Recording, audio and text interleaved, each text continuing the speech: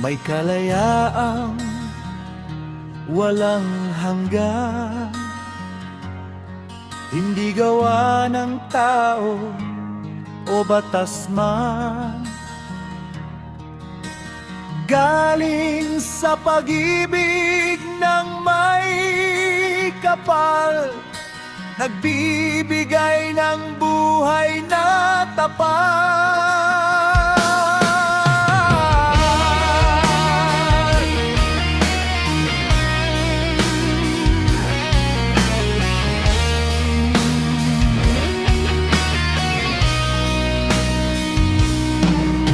Kayo'y tunay na lalaya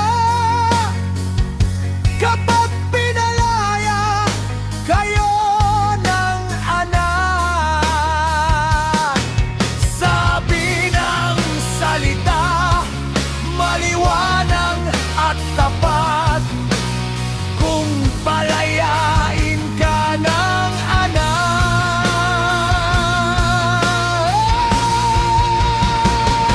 Ikaw ay magiging malaya ng lubusan,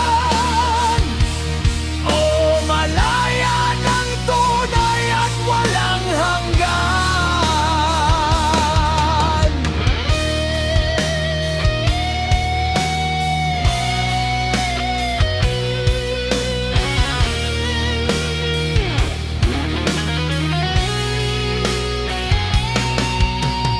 Laya mula sa takot at bigat,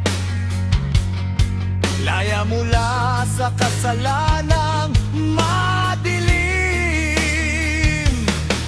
Sa Kanya